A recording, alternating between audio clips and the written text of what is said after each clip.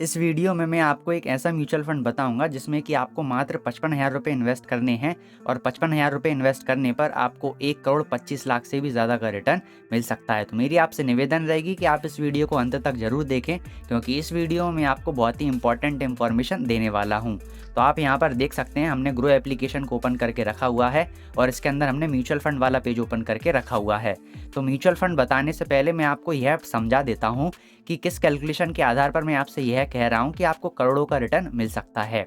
तो यहाँ पर हम सबसे पहले कैलकुलेटर को ओपन कर लेते हैं और यह समझते हैं कि किस कैलकुलेशन के आधार पर हमें 1,25,00,000 का रिटर्न मिल सकता है। तो यहाँ पर आप देख सकते हैं हमने ग्रो एप्लीकेशन की यहाँ पर ऑफिशियल वेबसाइट के अंदर म्यूचुअल फंड कैलकुलेटर ओपन करके रखा हुआ है। तो यहाँ पर हमें टोटल इन्वेस्टमेंट में डालना है 55,000 रुपये। तो यहाँ पर लिखा हुआ है 5,000 रुपये। तो यहाँ पर हमें कर देना है 55,000। तो यहाँ पर आप देख सकते हैं टोटल इन्वेस्टमेंट में हमने डाल दिया है 55,000 रुपये।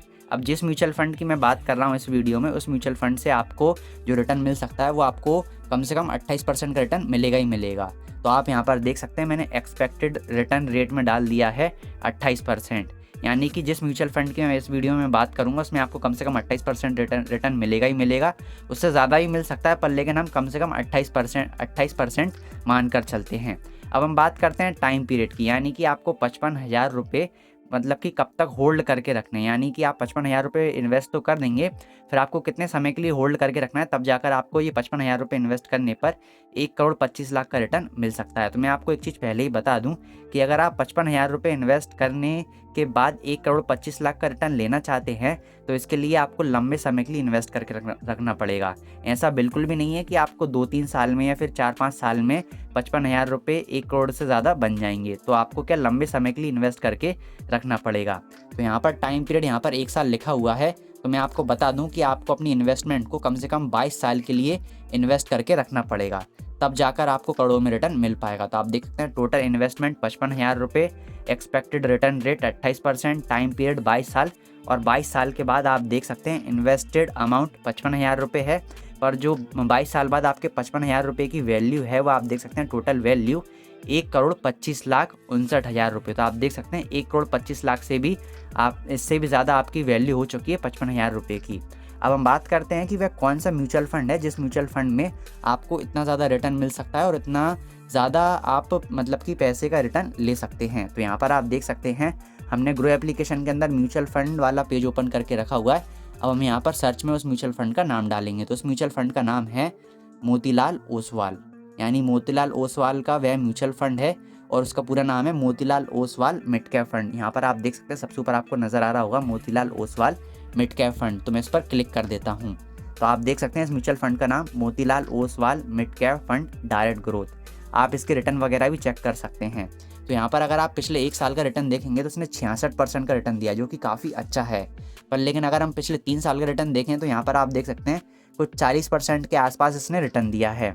अगर हम लॉन्ग टर्म की बात करें यानी कि 5 साल की बात करें तो पिछले 5 साल में भी इस म्यूचुअल फंड ने कम से कम 28% का रिटर्न दिया है।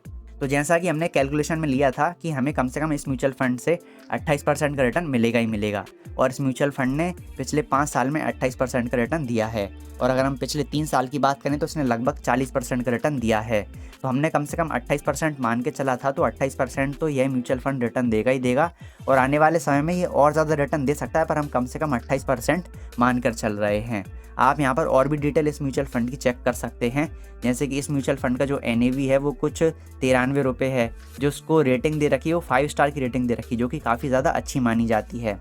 अगर आप इस म्यूचुअल फंड में SIP करना चाहते हैं तो आप 500 रुपये से इस म्यूचुअल फंड में SIP की शुरुआत कर सकते हैं। आप इसका फंड साइज़ भी देख सकते हैं कि कितने ज़्यादा लोगों ने इसमें अपना पैसा इन्वेस्ट करके रखा हुआ है। तो इस म्यूचुअल फंड में अभी तक टोटल 8,986 रुपये इन्वेस्ट किए गए हैं। तो आप देख सकते हैं 8,986 करोड़ रुपये। तो आप इसको भी देख सकते हैं कितना बड़ा नंबर है ये। अब यहाँ पर अगर आप यह देखना चाहते हैं कि इस म्यूचुअल फंड के मैनेजर ने कौन कौन सी कंपनियों में हमारे पैसे को इन्वेस्ट किया गया, तो आप देख सकते हैं होल्डिंग्स के आगे लिखा हुआ है 22, यानी कि 22 कंपनियों में हमारे पैसे को इस म्यूचुअल फंड के द्वारा इन्वेस्ट किया गया है। तो आप देख सकते हैं वह कौन कौन सी कंपनियां हैं, उनके यहाँ पर नाम लिखे गए हैं जिन कंपनियों में हमारा पैसा इन्वेस्ट किया गया है, और इनके सामने ये परसेंट दिया गया है कि कितना परसेंट पैसा हमारा इन कंपनियों के अंदर इन्वेस्ट किया गया है। तो आप परसेंट वगैरह भी चेक कर सकते हैं।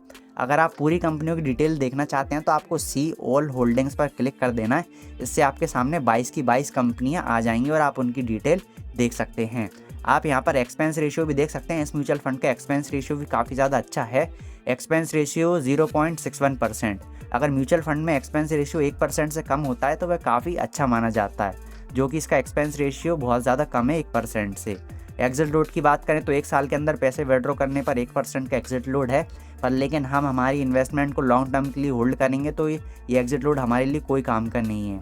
आप यहाँ पर टैक्स वगैरह की इन्फॉर्मेशन भी देख सकते हैं कि अगर आप 1 साल के अंदर अपने पैसे को विड्रॉ करते हैं तो आपको अपनी रिटर्न्स पर 15% का टैक्स देना पड़ेगा। अगर आप अपनी रिटर्न्स को 1 साल के बाद विड्रॉ, मतलब कि आप अपने पैसे को 1 साल के बाद विड्रॉ करते हैं तो आपको अपनी रिटर्न्स पर 15% का टैक्स देना पड़ेगा। पर लेकिन 1 साल के बाद अगर आप अपने पैसे को विड्रॉ करेंगे तो आपकी जो रिटर्न्स है अगर वो 1 लाख से ज़्यादा होगी ना, तभी आपको टैक्स देना पड़ेगा।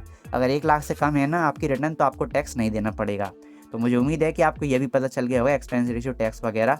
अगर आप और डिटेल देखना चाहते हैं, जैसे कि फंड मैनेजमेंट पर अगर मैं क्लिक करूं तो यहाँ पर उनका नाम आ जाएगा जो लोग इस म्यूचुअल फंड को मैनेज कर रहे हैं। अगर आप इनकी डिटेल देखना चाहते हैं तो आपको यहाँ पर व्यू डिटेल पर क्लिक कर देना है और इससे आपके सामने यह आ जाएगी कि जो यह व्यक्ति जिसने हमारे म्यूचुअल फंड को मैनेज कर रहा है, इसने क्या क्या पढ़ाई लिखाई की है और इसकी क्या क्या एक्सपीरियंस वगैरह है, क्वालिफिकेशन वगैरह है।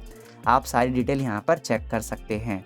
तो यह म्यूचुअल फंड काफ़ी ज़्यादा अच्छा है। इस म्यूचुअल फंड ने पिछले कुछ समय में काफ़ी अच्छे रिटर्न दिए हैं और मुझे पूरी उम्मीद है कि आने वाले समय में यह म्यूचुअल फंड काफ़ी ज़्यादा अच्छे रिटर्न दे सकता है। तो जैसा कि मैंने आपको कैलकुलेशन बताई थी कि आपको इस म्यूचुअल फंड में सिर्फ 55,000 रुपये इन्वेस्ट करना है और 55,000 रुपये इन्वेस्ट करके आपको छोड़ देना है। 22 साल बाद आपके जो 55,000 रुपये हैं वो कुछ 1,25,00,000 से भी ज़्यादा हो जाएंगे। तो मुझे उम्मीद है कि इस वीडियो में आपको जो मैंने म्यूचुअल फंड बताया है वो आपको पता चल गया होगा, समझ में आ गया होगा और अच्छा भी लगा होगा म्यूचुअल फंड, जो कि मैंने आपको म्यूचुअल फंड के बारे में जो भी जानकारी दी है। तो मैंने इस म्यूचुअल फंड के बारे में आपको हर एक चीज़ बहुत ही विस्तार से और अच्छे तरीके से समझाने की कोशिश की है। अगर आपको इस वीडियो में कोई भी चीज़ समझ में नहीं आई हो तो आप मुझे कमेंट करके पूछ सकते हैं, मैं आपकी हेल्प करने की पूरी कोशिश करूँगा। तो इस वीडियो को हम यहीं पर समाप्त करते हैं। धन्यवाद।